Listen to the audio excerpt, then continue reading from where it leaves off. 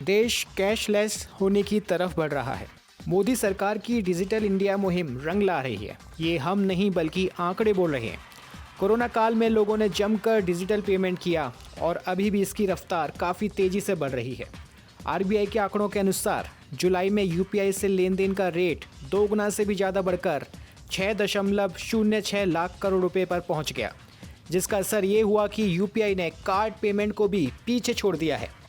National payment corporation of India आयोजित global fintech fest 2021 के समापन समारोह में केंद्रीय मंत्री पीयूष गोयल ने कहा कि भारत दुनिया के सबसे बड़े डिजिटल बाजारों में से एक बनने की ओर जा रहा है। And as of May 2021, our very own indigenous UPI system, the United Payments Interface System, has seen the participation of over 224 banks and recorded 2.6 billion transactions worth about $68 billion. In fact, in August 2021, we saw the highest number of transactions at 3.6 billion transactions just in the month of August 2021. I believe we have so far processed over 2 trillion transactions using the Aadhaar-enabled payment system, the AEPS, last year alone. अगर लेन then की बात करें तो मई 2021 तक United payments interface यानी UPI में 224 बैंकों की भागीदारी है और 68 अरब डॉलर से ज़्यादा के 2.6 अरब लेन देन किए गए हैं। अगस्त 2021 की बात करें तो सिर्फ अगस्त महीने में ही 3.6 अरब के लेन देन हुए हैं। इन आंकड़ों से साफ पता चलता है कि भारत दुनिया में सबसे तेजी से बढ़ने वाला फिनटेक बाजार है। डिजिटल को लेकर सरकार जिस तेजी से कदम उठा रही है, उसके पॉजिटिव असर फिनटेक पर भी देखने को मिल रहे हैं। And this digital transformation through the fintech world has only got better and better over the last 7 years.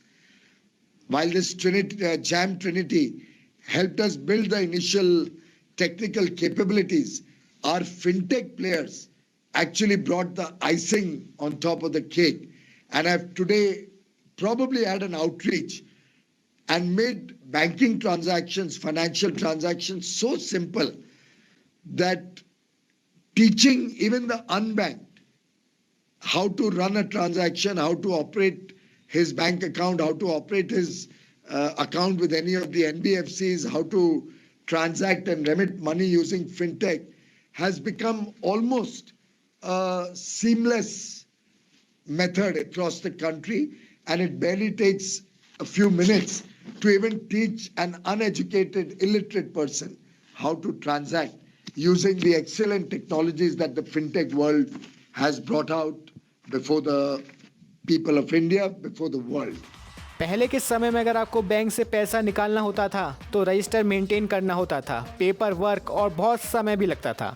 लेकिन जब बैंकिंग में भी टेक्नोलॉजी का इस्तेमाल होने लगा, तब जाकर अब आसानी से घर बैठकर ही बैंक का सारा काम हो जाता है।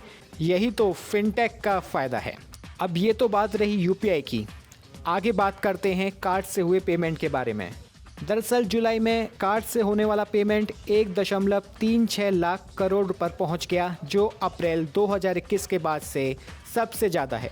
रिजर्व बैंक के आंकड़ों के अनुसार एक साल पहले की तुलना में जुलाई में कार्ड से लेन देन 42% तक बढ़ गया है।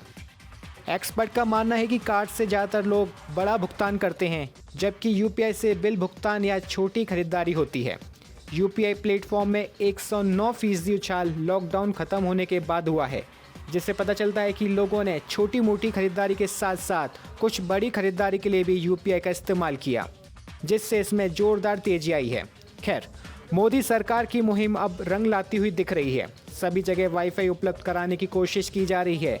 देश में सस्ते टैबलेट उपलब्ध करवाने की भी कोशिश हो रही है। ऐसे में लोगों का डिजिटल की तरफ जाना बहुत ही शुभ संकेत है, क्योंकि कोई भी देश तभी विकसित हो सकता है जहां टेक्नोलॉजी का इस्तेमाल ज़्यादा से ज़्यादा हो। लेकिन इसके साथ ही हमें ये भी सुनिश्चित करना होगा टेक्नोलॉजी लोगों के लिए सुरक्षित हो, जिससे उस पर भरोसा किया जा सके।